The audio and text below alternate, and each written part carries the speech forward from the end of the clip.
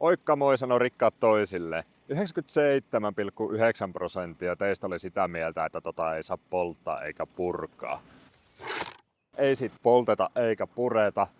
Muuten, kun tuli hyviä kommentteja siitä, että purkaa sen nyt ja tyhjää sisältä kokonaan ja katsoo oikeasti, että mitä se on syönyt ja tekee sitten päätöksiä, että tuleeko sitä varastokesämökki vai kenties ajan kanssa jotain muuta. Ja me eilen jo vähän aloittelinkin siellä tuo eteisen kanssa ja tänään jatketaan sitten purkuhommia. Ja kiitoksia kaikista kommenteista noihin hormi- ja uunijuttuihin liittyen.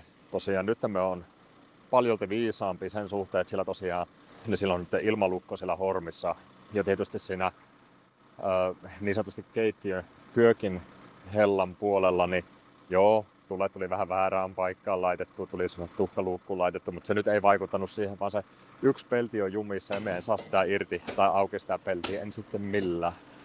Mutta tänään me koitan tehdä sitten tuleet siihen kammarin puolelle siihen kiukaaseen. Ja minusta tuntuu, että se kiuas ei ole, tai sen puolen uuni ei ole yhteydessä siihen jumissa olevaan peltiin, koska siellä on oma peltinsä. Niin me ostin sitten, kävin shoppailemassa. Ostin pieniä ulkotulia, jotka laitoin sinne uunin lämmittämään hormia. Ja katsotaan, jos se puoli alkaisi vetämään, niin saataisiin sinne tuleet. Ja toivotaan, että se lämpövaikutus helpottaisi myös toisen puolen pellin irrotusta. Ja sitten nostin lankaa ja kävin hakemassa tuolta tiiliskive. Ja tällä kompolla yritetään saada toi pelti auki tuosta, että se on varmasti auki. Ja sorkkarauta, sillä purkupojat lähtee toimeen tänä päivänä. Viime kerralla tuli aika monta kommenttia, että tää on tuhkaluukku, sinne ei tehdä tulia, että tulee tehdään sitten tänne ylös. Ja täällä pitäisi sitten polttaa paperia ennakkoon tai lämmittää sitä toholla, mitä me nyt tehdään. Että kun tää on ollut pitkään kylmänä, niin saisi biisiä vähän. Jos sillä on ilmalukko, niin saataisiin sitten se vetämään. Niin aloitetaan siitä, että laitetaan tää nyt pöhöttämään tonne ja sen jälkeen narun viritys tuonne peltiin ja yritetään saada tuo pelti varmasti auki.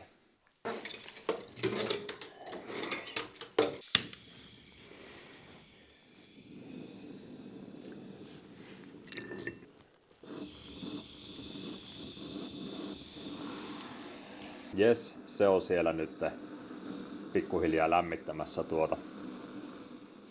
Seuraavaksi toi pelti. Eli ajatuksena tässä on se, kun tuossa pellin päässä on silmukka, niin mä laitan narun siitä silmukasta ja toisen pään tiiliskiveen. Ja sitten käytän tätä niin kuin tiiliskiveä siinä vähän niin kuin massavasarana. Yritän saada sillä tavalla sen pellin irti sieltä.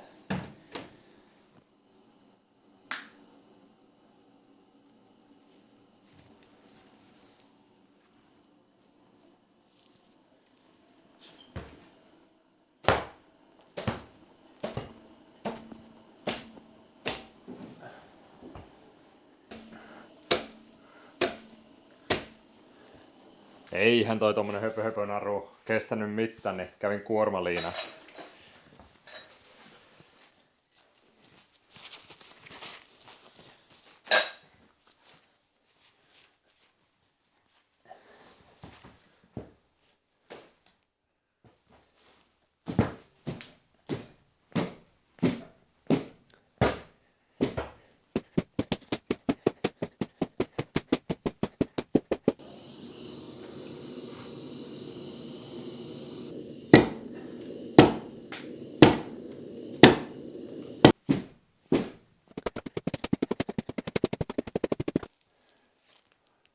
Ei tapahdu mitään.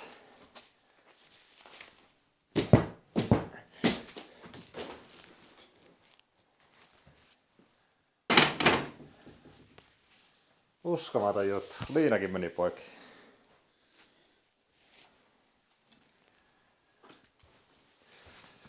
Tossa on kyllä jo niin järkyttävä voima, kun tuolla tiilellä tuota jyrskyttää, että tuo ei ole kyllä lähtemässä tuosta mihinkään.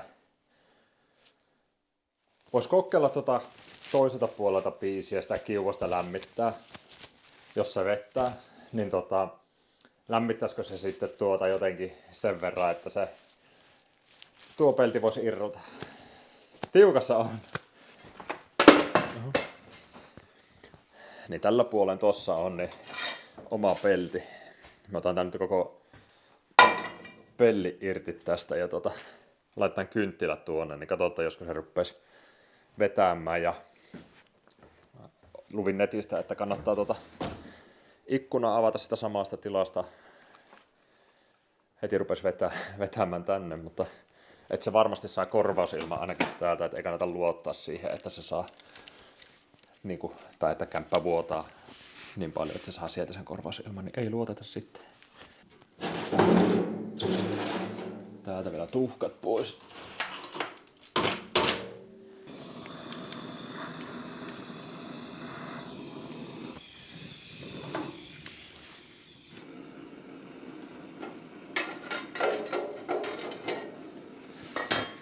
Noin. Sehän näyttää siltä, että se puskee pihalle ja noista kynttilöistäkin nyt kaiken tuo savu, mikä niistä lähtee. Jätetään kynttilät nyt lämmittämään sinne hormia ja lähdetään sillä aikaa touhumaan jotain muuta. Me otan nuo tiilet nyt sokkelin välistä pois ja siitä tehdään sitten nuotio tuonne, koska viimeksi silloin latohommassa nuotio oli vähän turhan lähellä, niin tehdään se nyt vähän tonne kauemmas. Mutta eiköhän me aloiteta.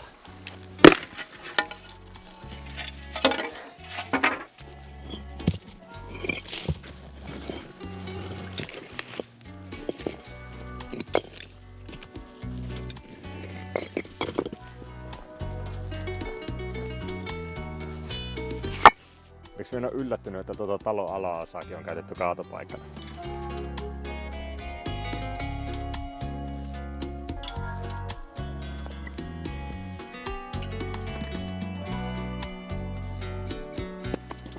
No niin, se alkaa muotoutua nuotiopaikaksi. Kattokas vaan, kun etene on tyhjentynyt.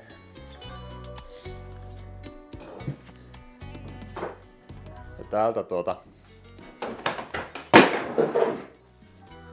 tältä nurkasta sitten, niin en tiedä onko tää vielä alihirsi kuitenkaan. Mutta nämä hirret on ihan kivikovat tosta. Tää on niinku lautaseinää tossa, mutta tässä on hirsiseinä tämä. Niin, ihan kivikova. Täältä löytyy myös rappustealuskaappi. Me en ole tätä vielä käynyt läpi, en ole tutkinut ollenkaan. Voi yhdessä katsoa, että onko täällä mitään muuta kuin hemmetisti roskaa, jotta on vanhan ajan löytöjä. Kävin ostamassa myös tämmöisiä lehtikasseja. Ajattelin, että jos nämä nyt kestäisi vähän painoa kuitenkin, niin saisi noita roskia sitten näihin sekajätettä ladottuu näihin ja viskottuu nää sitten tuonne taloyhtiön roskiin. No ei, tietysti viiän jätteen lajittelulaitoksille. Mutta 300 litraa. Tää on isompi kuin semmonen perus talousroskis, eikö se ole joku 240, 60.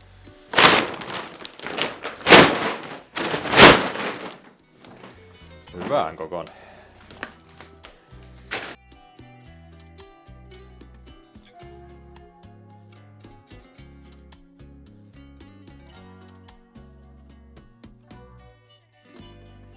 Siinä se on nyt tyhjätty. Yllätys, yllätys, ei sieltä löytynyt kuin romua ja hirveä määrä kaljapulloja tietenkin. Eli lasinkeräyksessä on menossa tavaraa ja sitten... No on täällä joku tykännyt kahvistakin, että oli pari pressapannua. Tämmönen Nova Espresso, made in Italy. Ja sitten tämmönen vähän perinteisemmän näköinen sitten. Aika käyttämättömän näköinen kyllä sittenkin, että liikaa sitä käytetty. Mutta kuitenkin tommoset sieltä löytyy. Ja vähän nämä sähköjuhot alkaa stressaamaan tässä, niin nää pitää nyt pätkiä pois. Me katoin tätä ulkoyksikköä tai tätä sähkökaappia tässä, niin kyllä tää nyt näyttää siltä, että ei tänne ole jännitteitä tulossa. Tässä on pääsulakkeet, täällä ei ole sulakkeita edes. Täällä on johdot roikkuu täällä ja pääkytki on nollalla. Olen melko varma, ettei täällä ole jännitteitä. Jotenka ei kun napsimaan sitten johtoja pois. Voi tehdä vielä double checki. Tuossa on maadotus. Tuossa on. Siinä on L1 tai toi vaihe ja 0. Ei räpsähtänyt. Eli tää voi jo vetästä poikki. Naps. Seuraava menee tähän. Katsotaan siitäkin. Ei räpsähtänyt. Siinä on maadotus.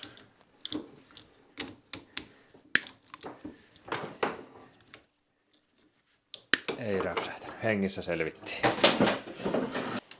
Tässä ei nähtävästi olekaan enää johtimet kiinni. Yes. Täältä veet.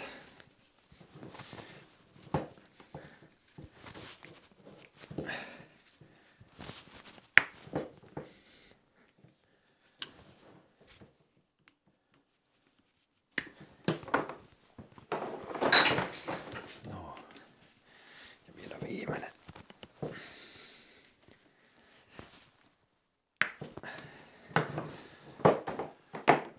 Näin ikkään. Tuolla tuvan puolella alkaa olemaan sen verran tommonen pieni kärry, että minusta tuntuu, että ei se uuni vedä. Jos se ei nyt, niin kun nuo kynttilät lämmittää sitä, niin jos se ei ala vetämään, niin silloin sillä on väkisin oltava joku blokki tuolla hormissa. Käydään tässä välissä vilkaisemassa sitä uunia. Se siltä näyttää, että mielellään se edelleen vaan pihalle näitä työntää. Täällä on ihan tosi lämmin ja täällä uunissa tietysti. Mutta eikä vaan vedä silti.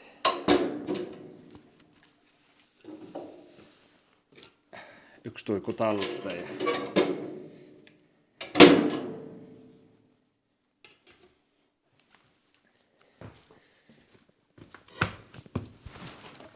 Jos tänne laittaisi sitten.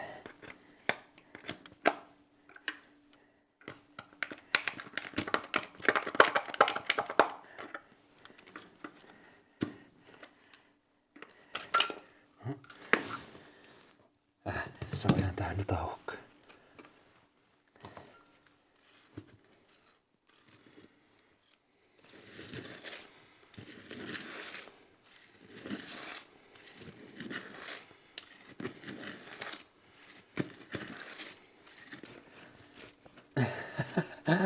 Herra jestas.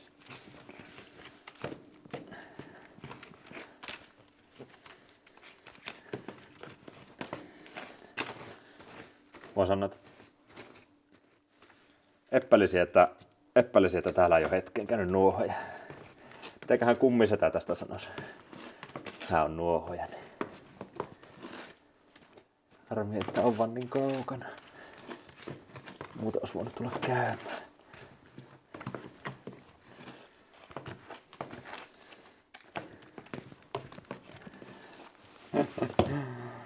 Just semmoista. No, me kaivelen täältä nämä tauhkat, niin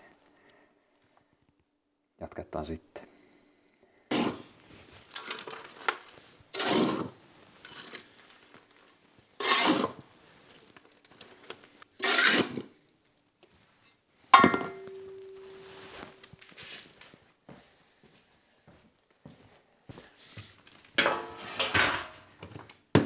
Pakko kokeilla, että mihin suuntaan tää liekki lähtee vetämään, jos sen vietää.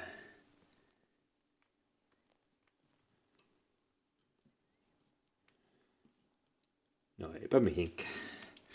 Että ei selkeästi tullut mitään vetoefektiä vielä. Me jätän tän tänne loimottamaan, että ei se nyt ainakaan huonommaksi tätä tee. Vaikuttaa siltä, että tää olisi nyt vähän perusteellisemman huollon tarpeessa. Pitäisi tyhjätä tuhkaimuria vähän näyttää sille ja ehkä nuohoja pyöräyttää, mutta katsotaan saataisiko se nyt yhtä vetämään. Olisi jotenkin niin kiva saada tää kämppä vetästyä lämpimäksi. Pari päivää pitää lämpimänä, niin kuivas sitten kaikki, kunhan saa nää hirsipinnoille. Pidun kun päivän pituus on joku 5 minuuttia, niin kerkee tulla aina pimmeä. Mut hei, eteen! Sehän alkaa näyttää No ainakin siivotulta. Siivotulta. Siellä on johdot poikki mukavasti ja nyt ei mennä tuonne yläkertaan, mutta otetaan seuraavaksi käsittelyyn tämä kyökin puoli.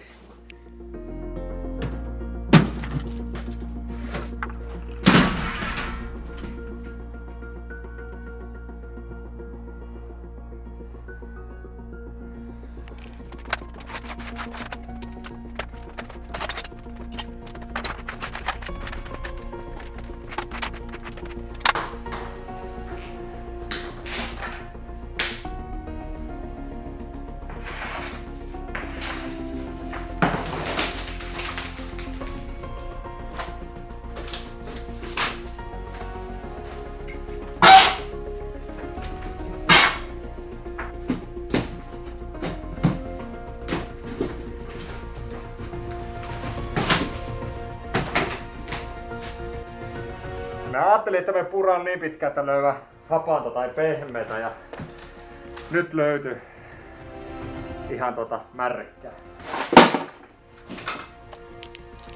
Elikkä tuossa ikkuna alla. Tää on ihan märkä tää paperiksi täällä.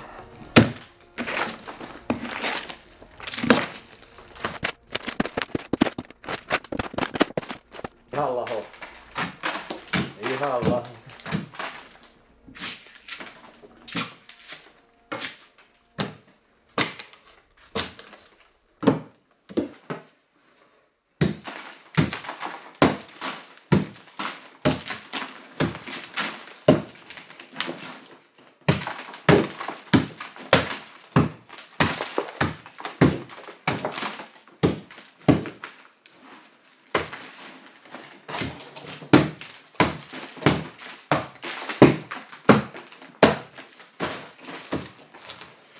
Täällä on vielä pahempi tää.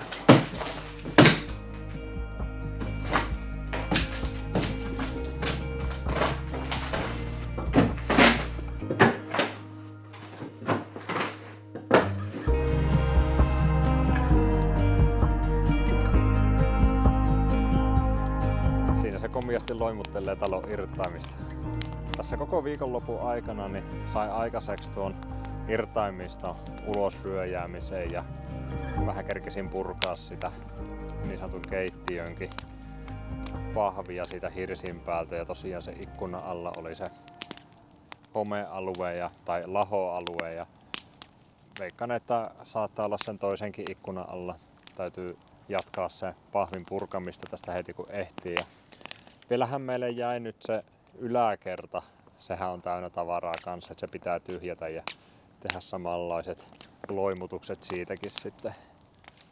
Mulla on ikävä kyllä tuolla vielä aikamoinen kasa kannettavana kaikkea. Ja oli tosi hyvä idea toi lehtisäkkien ostaminen. Ne ei maksa juuri mitään, niin siihen saa lajiteltua sitten metallit ja lasit ja sitten sekajätteen. Niin uuni oli vähän fail edelleen.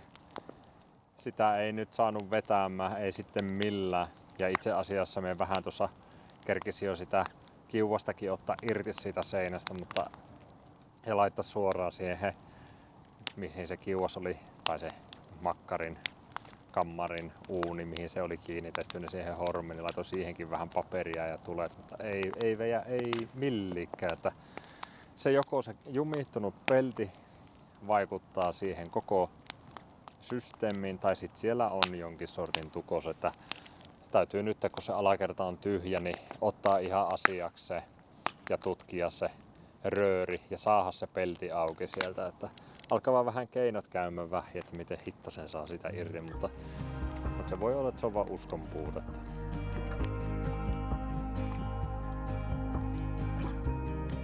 Ei siinä, kiitos, että olet ollut mukana videolla ja kiitos kaikista kommenteista, mitä on tullut paljon ja niistä on ollut myös hyötyä etenkin tuon uunin kasatteen muomisen kanssa.